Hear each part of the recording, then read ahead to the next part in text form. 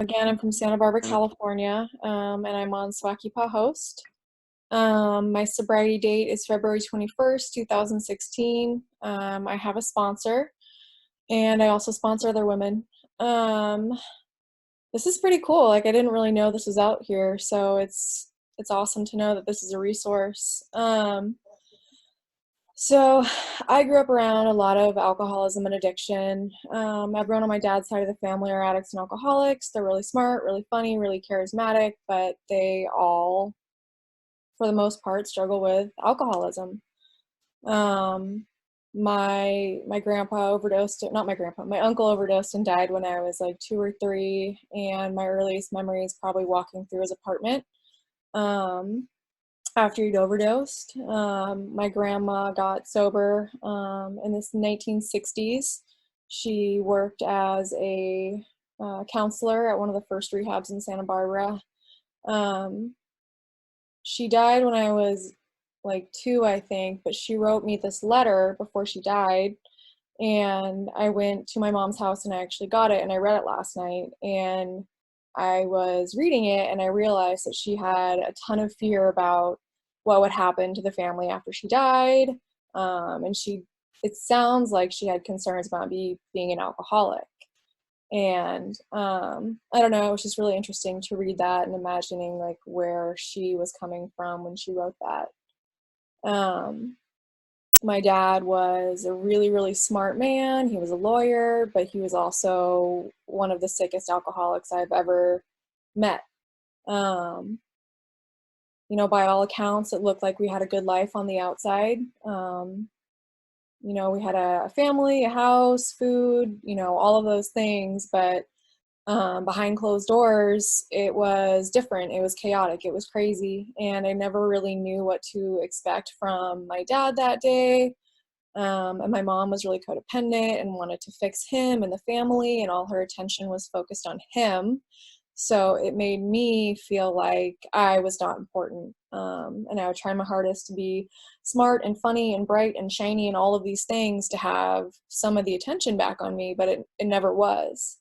Um, I was a pretty introverted, shy, scared little girl. And I remember wanting to escape in all kinds of different ways by reading, by watching TV, by doing homework, even, just so I didn't have to be inside my head. I was always really just afraid and uncomfortable, and I would always compare myself to other people. I would see like my peer group, and all of those kids seemed like relatively happy and well adjusted and normal, and I just did not feel like I was any of those things. Um, I remember going to AA meetings and NA meetings with my dad because he was sober on and off throughout my life. So I would go, and I remember that everyone was always really nice, and that there's a lot of laughter usually in AA meetings, and I didn't mind going when he went. Um, So when I was 14, I was prescribed an anti-anxiety pill that's pretty addictive, and that was the first time I can really remember feeling normal and okay and well adjusted. And um, yeah, like I didn't want to let that feeling go. Um, Throughout high school, like I didn't really drink. I drank occasionally, and I liked the way that felt, but that was harder for me to get. Um, and I ended up going to college in the town I'm from, and I moved out into the dorms. And I think I had like a month-long period where um, I drank kind of okay. Like I wasn't blacking out, I wasn't embarrassing myself yet, I wasn't doing all the things that happened later. Like it was that month-long period where my friends didn't have to babysit me, and then after that period, um, I couldn't control the way I drank anymore. And I was having really serious consequences for my drinking. I was getting arrested. I actually got assault on an officer, which is not a good charge. That's a felony. And I remember being really ashamed, but also then justifying it later.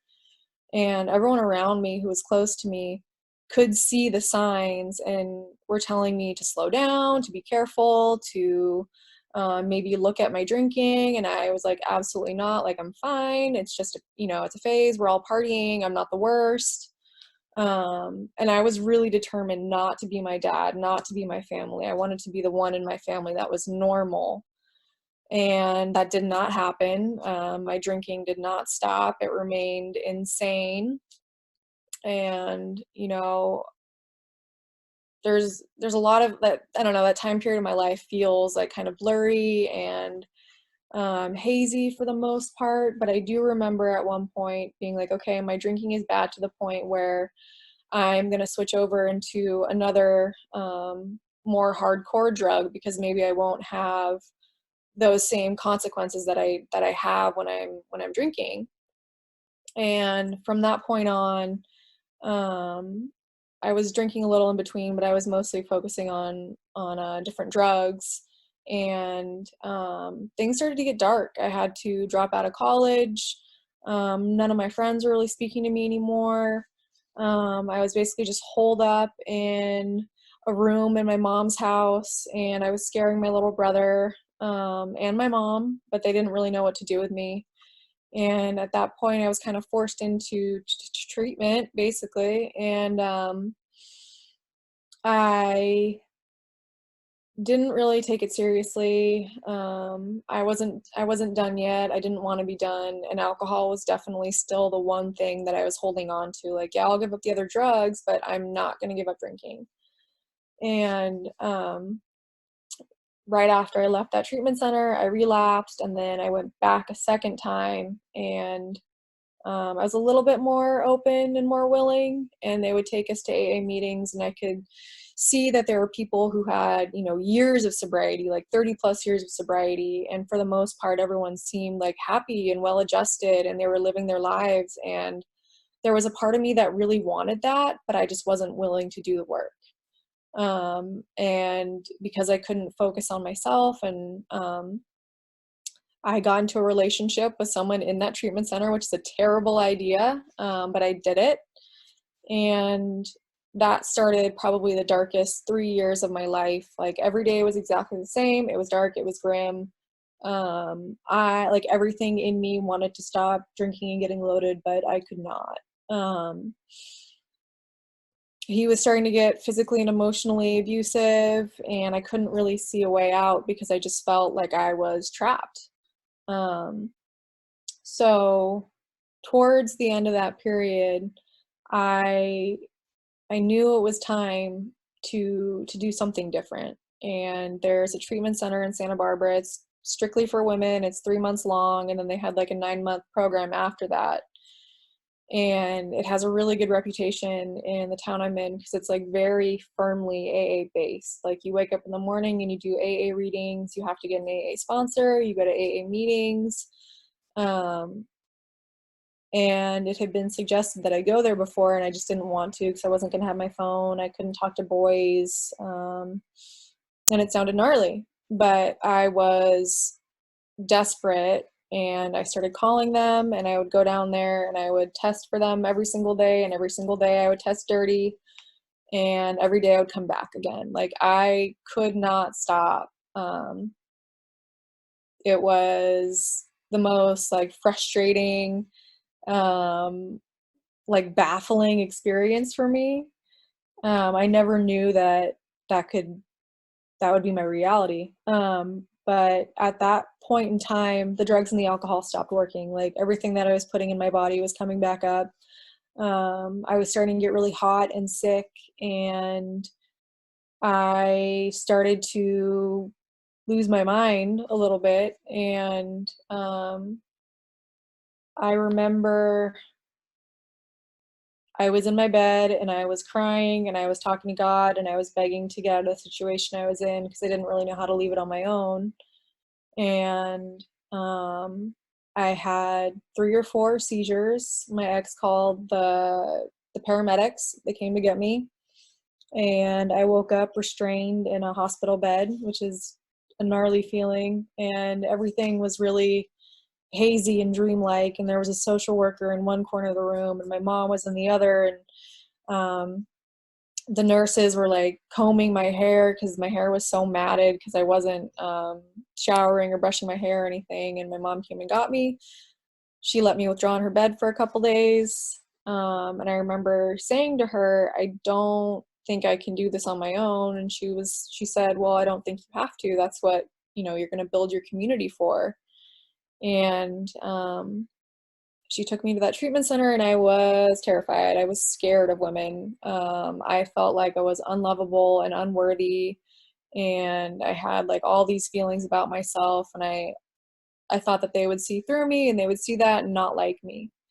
And a lot of those women were really amazing. They gave me clothes when I didn't have any. They were kind and loving, and for the first time, I was around women who were my age, who were getting sober and had sponsors and were working the steps and actively changing themselves.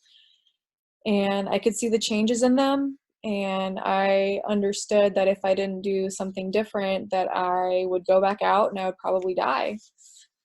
So a woman in the community told me to ask another woman to be my sponsor, and I did, and I'm so grateful I did, because that woman was and is still amazing. She showed up every single week, and every single week we did step work, and she showed me what it means to be of service in AA. And I remember us doing my first step, and she asked me if I knew if I was powerless over drugs and alcohol. And I said, yeah, I know I'm powerless, but I just really can't imagine my life without them. But I trusted her enough to take me through the steps. And little by little, my life started to change. And she had this peace and serenity about her that I loved and admired. And I realized that she had spirituality. She had a connection with her higher power. And I just started doing what she did. I prayed in the morning and I prayed at night. And even if I felt like I wasn't talking to something, like I was letting it go, and I was building that relationship with my higher power. And that's been incredibly important and vital for me. My dad has been in and out of sobriety, throughout mine, and that's all right. Like, he has his journey. But I got my relationships with my family back, like I never thought I could have that again. And that's incredibly important to me now. Um, I went back to school in that first year, and I finished working the steps, and I had this incredible experience where I was making my amends, and I needed to make an amends to my little brother because I was horrible to him. And at that point, like, I hadn't owned any of my stuff, and I didn't like him at that point. But I made that amends, and all of a sudden, like, our relationship completely changed, and now he's one of my best friends and someone that I rely on a whole bunch. And I just have so much love and respect for him, and I'm so incredibly grateful for the relationship that we have. Um, and that, like, gave me the juice to finish my steps. And after I finished the steps, I started sponsoring women, and that's been such a huge part of my sobriety. Like, I can't imagine my life without those women, because I truly believe, like, you have to teach something in order to really understand it. And I used to go to this meeting, and they said that, you got to give it away to get it instead of you got to give it away to keep it. And that's been my experience. Um, I had a bad relationship with my dad throughout that first year, but he was sober, and we did an H&I panel together. And up until that point, even though I'd done a ton of work around him, like, I still had that little bit of resentment. And he was speaking, and so many of his experiences were mine exactly, and the way he felt were my emotions exactly. And my dad basically told my story, and I got to let that go. Like, after that night, like, I have just been grateful to have a relationship with my dad and see him when he's lucid and sober, and be there for him when he's not. And sobriety has been crazy and interesting, and I definitely would not have been able to picture my life the way that it is now, and I'm really grateful, and I love that the work in AA never ends because I don't like plateauing. I like being able to do introspection, look at myself, look at things from a different angle and grow, you know, and I'm in that period of growing right now where it's like kind of uncomfortable and I feel really vulnerable, but I've been doing a lot of step work around it and a lot of like soul searching, and a lot of really amazing things have come up. And I don't know, my life is awesome. Like, I love the people that I have, and just by being in AA, I was given this family that I didn't know that I needed, and I've gotten to do some really incredible things. And I'm just really, really grateful for the life that I have. And yeah, I think I'm done. Thanks for letting me share. Thank you, Anna. Thanks, Hannah.